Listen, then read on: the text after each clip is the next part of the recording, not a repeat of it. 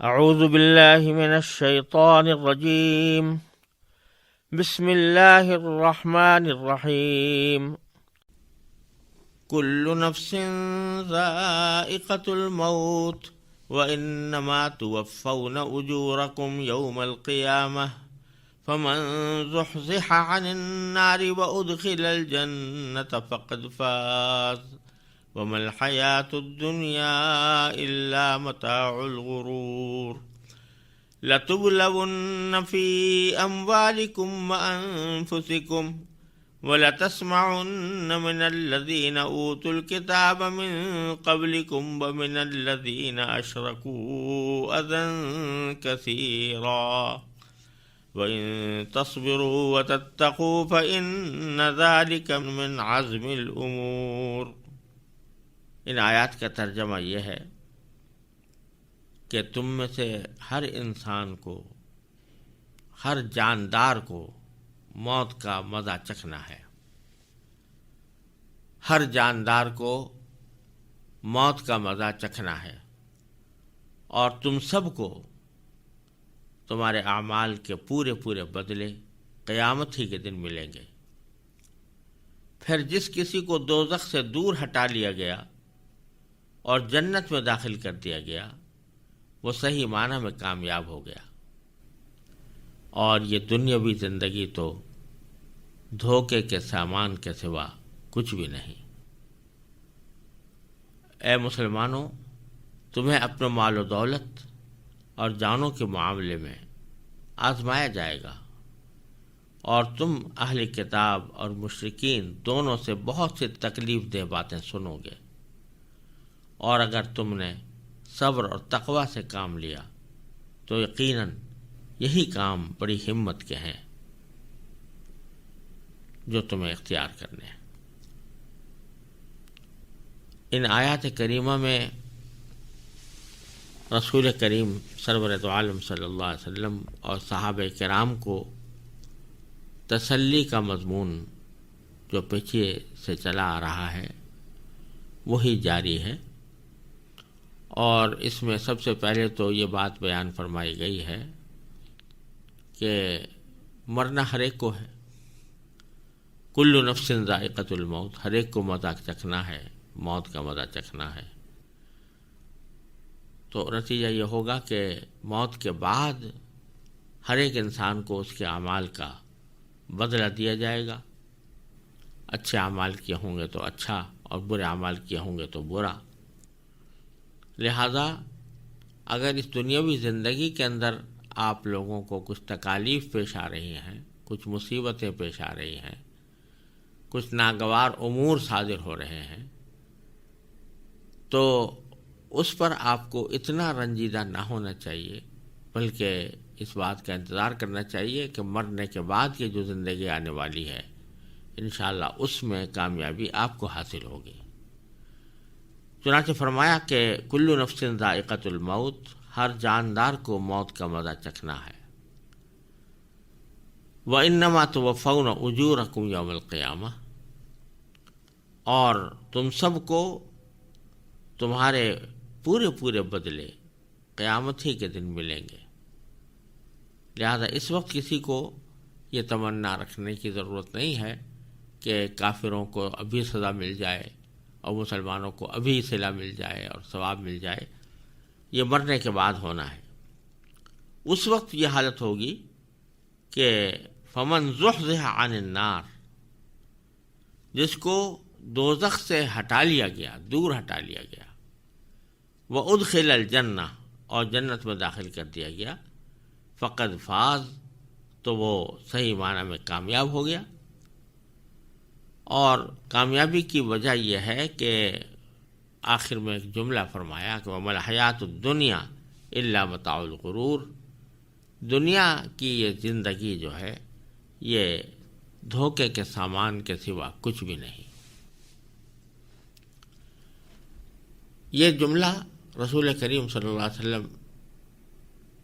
کو تلقین کرتے ہوئے فرمایا گیا ہے۔ اللہ تبارک و تعالیٰ نے یہ جملہ قرآن کریم میں ایک سے زیادہ جگہ پر بیان فرمایا ہے کہ دنیاوی زندگی دھوکے کے سامان کے سوا کچھ نہیں۔ یہاں یہ بات سمجھنے کی ہے کہ بظاہر تو جتنی بھی چیزیں ہمیں آنکھوں سے نظر آ رہی ہیں وہ ایک حقیقی چیزیں ہیں۔ اگر مال ہے تو حقیقی مال ہے، دولت ہے تو حقیقی دولت ہے، کھانا، کپڑا اور ساز و سامان،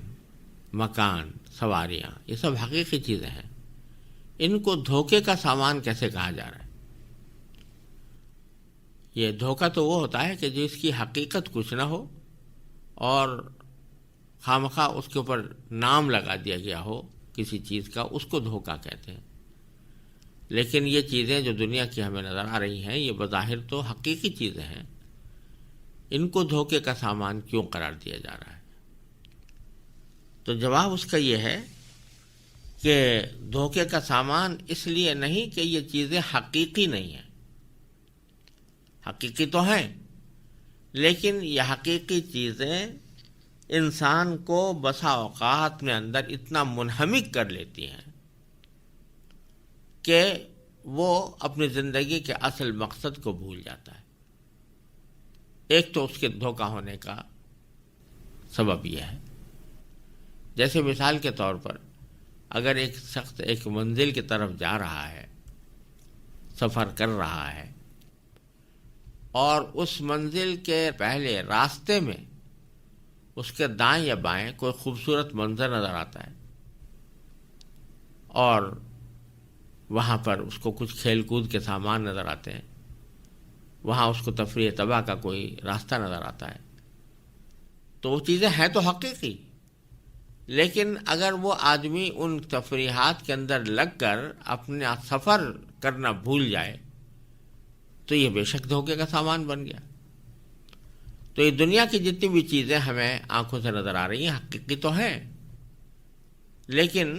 جب انسان ان میں منہمک ہو جاتا ہے تو منہمک ہونے کے نتیجے میں جو آخرت کا اس کا سفر ہے، جو اس کو جنت کی طرف لے جانے والا ہے،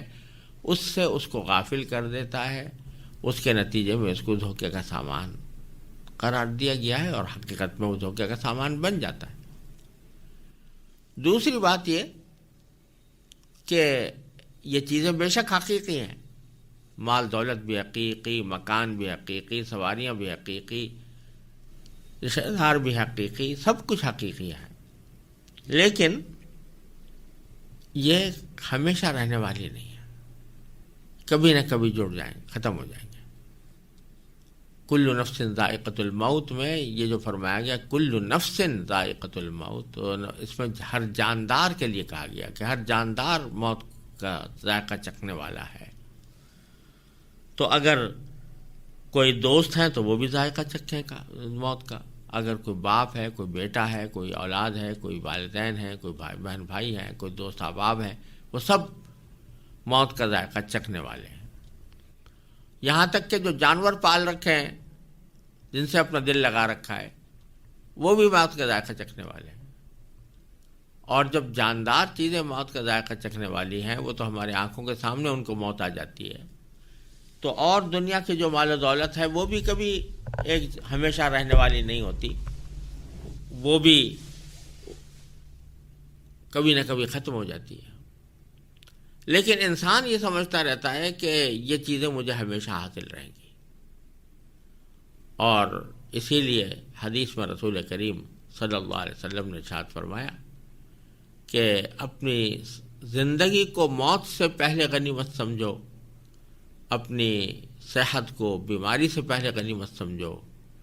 اپنی فراغت کو مشغول ہونے سے پہلے غنیمت سمجھو، اپنی دولت مندی کو فقیر ہونے سے پہلے غنیمت سمجھو، کیونکہ کسی وقت پتہ نہیں کہ کیا حالات میں تبدیلی آ جائے۔ تو انسان تو یہ امید لگائے بیٹھا رہتا ہے کہ میں زندہ رہوں گا، لیکن یہ سب چیزیں کسی نہ کسی وقت ساتھ چھوڑ جائیں گی۔ اس لحاظ سے بھی یہ دھوکے کا سامان ہے کہ آدمی ان کو ہمیشہ کے لیے اپنا سمجھتا ہے، لیکن یہ کبھی نہ کبھی انسان کا ساتھ چھوڑ جاتی ہے، اور یہ ہر انسان کو اس کا مشاہدہ ہوتا رہتا ہے۔ تو فرمایا کہ یہ دنیاوی زندگی تو ایک دھوکے کا سامان ہے، ہمیشہ تمہارے ساتھ رہنے والی نہیں ہے، لیکن مرنے کے بعد جو زندگی آنے والی ہے وہ ہمیشہ کی ہے. اس میں نہ تو یہ بات ممکن ہے کہ وہاں کی نعمتوں میں منہمک ہو کر آدمی اپنے مقصد زندگی کو بھول جائے، کیونکہ مقصد زندگی ہی وہ تھا، وہ حاصل ہو گیا. اور نہ یہ ممکن ہے کہ وہ چیزیں غائب ہو جائیں، فنا ہو جائیں، انسان سے دور ہو جائیں. ان کو موت نہیں آئے گی، وہاں کسی کو موت نہیں آئے گی، وہاں کوئی چیز فنا نہیں ہوگی. جو کچھ مل گیا وہ ہمیشہ کے لیے ملے گا